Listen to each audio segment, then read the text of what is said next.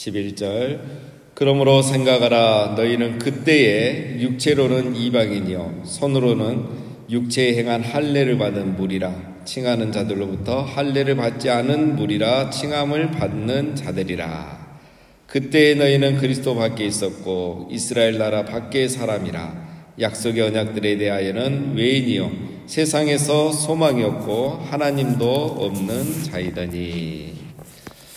자, 오늘 11절 12절을 보면 곧 같은 단어가 나오죠. 그때에 두 번이 나오죠. 그리고 13절에 보면은 이제는 이 말이 나오죠. 자, 오늘 말씀은 그때에, 즉 이방인들, 에베소 교회죠. 이방인들의 구원, 특별히 그리스도를 모를 때 과거와 또 그리스도 안에서 영광을 누리는 현재, 그래서 이방인 성도의 과거 그리고 현재 모습을 설명합니다.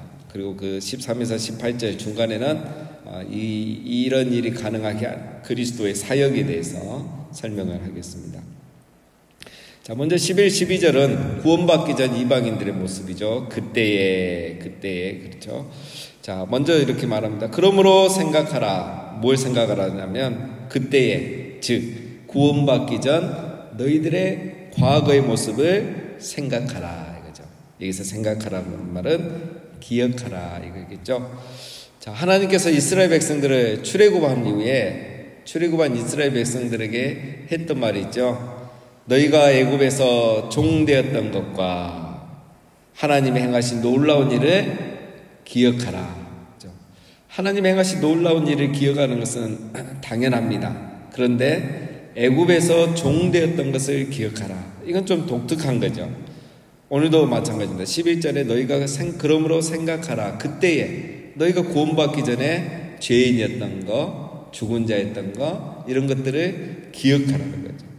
맞습니다, 여러분.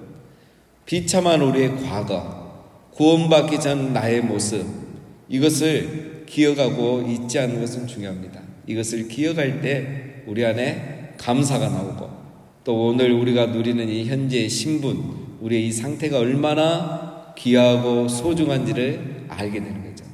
그래서 과거를 구원받기 전의 모습을 기억하는 겁니다. 자, 그러면 에베소 교회는 구원받기 전, 예수님을 알기 전에는 어떤 존재였는가, 어떤 상태였는가? 첫 번째는 뭐죠? 육체로는 이방인이요. 그 당시에는 유대인들은 두 개로 나눴다 했죠. 세상 사람을 유대인과 이방인. 여기서 이방인이요, 이 말은 하나님의 선택을 받지 못한 자들이었다, 이런 말입니다.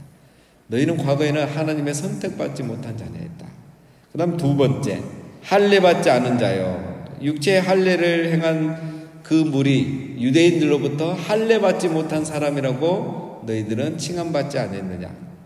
할례 받지 않은 자였다, 이 말은 너희는 언약 백성이 아니었다, 이 말입니다. 즉 하늘에 속한 신령한 복을 누릴 수 있는 자격이 없는 사람이었다. 그런 특권도 없던 사람들이었다라는 말입니다. 세 번째, 너희는 그리스도 밖에 있었다라는 거죠. 이 말은 그들은 그리스도 예수님을 몰랐었죠. 맞습니다. 예수님은 그 당시에 주로 팔레스타인에서만 활동을 하셨잖아요. 지금 에베소 교회는 터키잖아요. 터키 쪽에.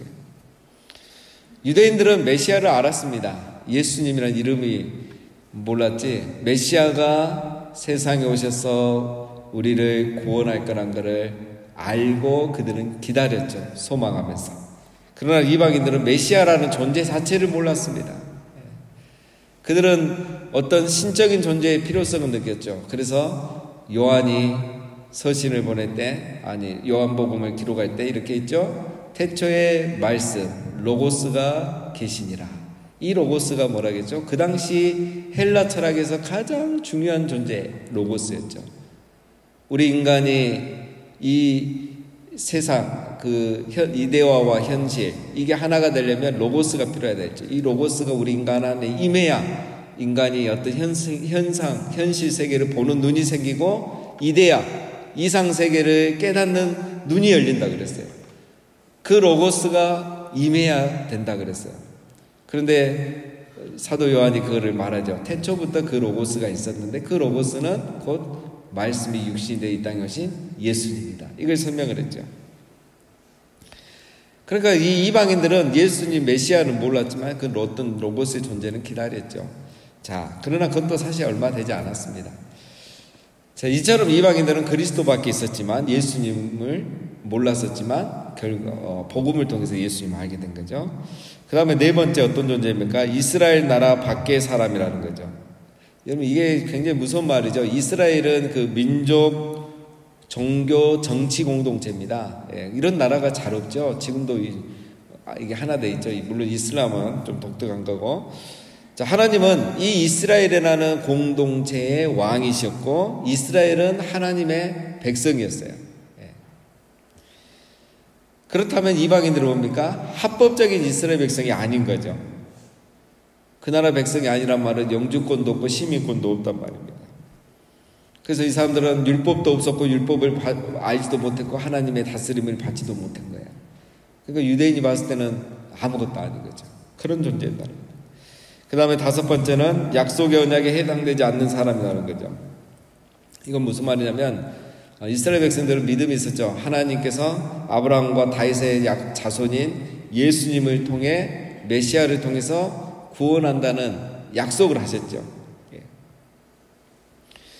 하지만 이방인들은 이 약속과는 상관이 없는 사람입니다. 육체적으로 유대인이 아니기 때문에. 약속의 언약에 대해서 아무런 권한이 없고 혜택이 없는 존재가 바로 이방인들이었던 거죠. 그 다음에 여섯 번째, 세상에서 소망이 없었다라고 말하죠. 물론 이 이방인들도 소망이 있죠. 어떤 성공이나 행복이나 나름대로 소망이 있겠죠.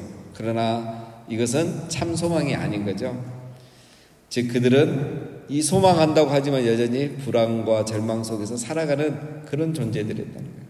마지막으로 하나님도 없는 자들이었다. 물론 근데 여러분, 이방인들, 이 사람들은 나름대로 신을 섬기고 있었잖아요. 그러나 그거는 다른 신이었죠. 하나님이 아니면 신이 없는 거랑 마찬가지입니다. 하나님이 없단 말은 그래서 생명이 없다는 말이에요. 생명. 이런 상태에 있었던 사람들이 누구다? 에베소 교회 성도들, 또 에베소 지역에 있던 그 성도들, 이방인들의 모습이었습니다. 자, 그런데 어떻게 됐습니까? 13절에 이제는 전에 멀리 있던 너희가 그리스도 예수 안에서 그리스도의 피로 가까워졌느니라. 이 앞에 말하는 11, 12절에서 말하는 이 7가지 현실적인 문제 때문에 멀리 있었습니다. 그들은 그리스도와 상관이 없었다는 거죠. 너희는 이방인이었다는 거죠. 그러나 이제는 그리스도의 피로 말미암아 우리가 유대인과 너희가 하나가 되었다. 이런 말입니다. 자, 이제 이거에 대해서 설명을 계속해 갑니다. 14절. 그는 우리의 화평이신지라 둘로 하나를 만드사 원수된 것 곧 중간에 막힌 다음에 자기 육체로 허시고. 어떻게 우리가 하나가 될 수 있었느냐? 그리스도께서 우리의 화평이기 때문에 우리가 하나가 됐다는 거죠. 여기서 화평은 평안, 또 평강, 그런 화평이 아닙니다. 화해와 평화, 이런 의미로 보시면 돼요. 그러니까 좀 화평, 평강, 이거는 좀 어떤 내적이고 감정적인 거잖아요. 화해와 평화라고 생각하시면 됩니다. 그리스도는 우리의 평안이라, 우리의 화해니라. 그래서 우리 둘로 하나를 만드사 유대인과 이방인이 하나가 되게 하고 화해의 길을 여셨다, 이거죠. 원래는 원수 관계였고 둘 사이에 막힌 담이 있었어요. 앞에 7가지 때문에 유대인과 이방인은 하나가 될 수 없었어요. 그런데 우리 예수님께서 자기 육체로 허시고 예수님이 죽으심으로 이 막힌 담을 허셔서 유대인과 이방인이 하나가 되게 하셨다는 거죠. 15절. 법점으로 된 계명의 율법으로 폐하셨으니 이는 이 둘로 자기 안에서 한 세 사람을 지어 화평하게 하시고. 어떻게 예수님이 막힌 담을 하셨습니까? 이 적대감을 제거하셨습니까? 자기의 육체로 하셨다 그랬죠. 자, 그러면 어떻게 이 막힌 담이 생기기 시작했는가? 어떻게 해서 유대인과 이방인 사이에 이 적대감이 생기기 시작했는가? 오늘 15절을 보면 뭐죠? 법조문으로 된 이 계명 때문에 그런 거예요. 예수님이 이걸 폐하신 거죠. 자, 율법 때문에, 쉽게 말하면 율법 때문에 유대인과 이방인이 막힌 담이 생겨버리고 적대감이 생긴 거예요. 자, 그러면 이게 율법이 나쁜 거냐는 아닙니다. 하나님은 선한 의도로 율법을 주셨지만 유대인들이 이 율법을 가지고 이방인들과 비교하고 우월의식을 가진 거야. 율법의 준수는 오히려 이 유대인들에게 선민의식과 배타주의를 낳은 겁니다, 여러분. 그래서 그 선민사상과 배타주의가 적대감의 원인이 돼버린 거예요. 이해되시죠? 하나님은 좋은 마음으로 이 율법을 주셨는데 유대인들은 우리만 이 율법 가지고 있어. 그리고 우리는 이 율법 때문에 거룩해. 그리고 우리는 이 율법을 지킴으로 구원받아. 이 율법이 있어. 하나님의 백성이야. 그런데 너희는 이 율법이 없잖아. 율법을 모르잖아. 너희는 죄만 짓고 살잖아. 이러면서 이 율법 때문에 오히려 적대감이 생겨버리는 거예요. 자, 그래서 예수님이 율법을 폐하셨다 이 말은 율법 자체를 없앴단 말이 아니고 지금 표현이 이렇게 되고 번역이 이렇게 됐는데 율법 그 적대감을 불러일으키는 그 원인을 예수님이 제거했다는 거예요. 자, 그렇게 쉽게 생각하면 이렇게 하면 됩니다. 여러분, 우리가 똑같은 율법을 가지고 있고 말씀을 가지고 있는데 우리가 요즘 뭐 교회 안 다닌다고 해서 적대감을 갖고 막힌담을 가지고 무시하고 이렇게 하지 않잖아요. 오히려 이 율법 때문에 우리가 어떻게 합니까? 더 사랑하게 되고 사랑하지 못하는 우리를 회개하게 되잖아요. 똑같은 율법인데 왜 이렇게 됐습니까? 그리스도 예수 때문에 그렇게 된 겁니다. 똑같은 율법인데 우리가 예수님 안에서 율법을 보기 시작하니까 율법의 근본 정신을 보는 거예요. 그러니까 이방인들을 예수 믿지 않는다고, 그래서 거듭난 유대인들이 이방인들을 무시할 수 없는 거예요. 무시하지 못하는 거죠. 자, 그래서 이걸 이제 뭐라고 합니까? 15절에 보면은 자기 안에서 한 세 사람을 지어, 그죠? 한 세 사람. 이건 다른 말로 하면 새 인류를 만들었다 이거예요. 이제 유대인과 이방인이 나눠진 이런 인류 말고 각 나라와 민족과 족속으로 나눠진 민족 말고 예수님 안에서 한 새 인류를 만든 거예요. 자, 이거는 이제 일부러 표현을 이렇게 한 겁니다. 옛 사람, 그 옛 아담의 사람을 옛 사람이라고 하죠. 옛 인류라고 하죠. 그거와 대조하기 위해서 새 인류, 새 사람을 만들었다 이렇게 말합니다. 그래서 여러분, 어떤 학자는 이 한 새 사람이라는 제목으로 두꺼운 책을 쓰신 분도 있어요. 정말 읽기 힘들죠, 이런 책들은. 이제 이게 별로 여러분 우리 와닿지 않습니다. 뭐 유대인과 이방인, 오늘 우리 시대에는 뭐 이런 것도 크게 없잖아요. 자, 그런데 이렇게 하는 이유가 있죠. 이게 이제 결국은 이제 이 에베소에 사는 그 성도들이 굉장히 핍박과 그 유혹을 받습니다. 그 중에 하나가 이제 유대인들에게 이런 차별을 받는 거죠. 계속 또 다른 무시를 받는 거죠. 그래서 그걸 미리 알았는지 이제 사도 바울이 먼저 너희는 그렇지 않다. 이제는 그리스도 안에서는 유대인이나 이방인이나 차별이 없고 우리는 한 세 사람이다. 이거를 이렇게 강조를 하고 있는 겁니다. 자, 계속 설명합니다. 16절. 또 십자가로 이 둘을 한 몸으로 하나님과 화목하게 하려 하심이라. 원수된 것을 십자가로 소멸하시고 또 오셔서 먼 데 있는 너희에게 평안을 전하시고 가까운 데 있는 자들에게 평안을 전하셨으니. 자, 계속 유대인과 이방인의 화해를 말하죠. 이 둘로 한 몸으로 하나님과 화목하게 하려 합니다. 자, 이건 뭐죠? 유대인과 이방인이 화해를 했고 그 화해함을 통해서 하나님과 인간이 이제 화해가 된다는 거죠. 화목하게 됐다는 거죠. 자, 그래서 이제 큰 그림이 나오는 거죠. 유대인과 이방인이 그리스도 안에서 하나 되고 한 세 사람, 한 새 인류가 되어서 이제는 하나님과 이렇게 또 화평, 수평 관계가 회복되고 수직 관계도 회복되는 걸 말이죠. 17절에 먼 데 있는 너희에게, 이 말은 이방인을 말하고 가까운 데 있는 자들, 이거는 유대인들을 말하죠. 자, 이 표현은 이사야 57장 19절에 있는 말씀을 이렇게 인용한 겁니다. 구약을 인용하는 거죠. 왜냐하면 최대한 구약을 인용해야 되거든요, 이때는. 그래서 이사야 57장에 나오는 그 멀리 있는 자들은 바벨론 포로에 잡혀간 자들을 말하고 가까이 있는 자들은 아직 본토에 이스라엘 땅에 남아있는 백성들을 말합니다. 그들에게 평강이 있을지어다 이렇게 말했는데 이제 그걸 가지고 바울이 이렇게 인용해서 사용하는 겁니다. 18절. 이는 그로 말미암아 우리 둘이 한 성령 안에서 아버지께 나아감을 얻게 하려 하심이라. 같은 말이죠. 그래서 이제 유대인과 이방인이 하나가 되고 한 성령 안에서 함께 하나님께 나아갈 수 있는 그런 평화의 공동체가 이루어졌다라는 겁니다.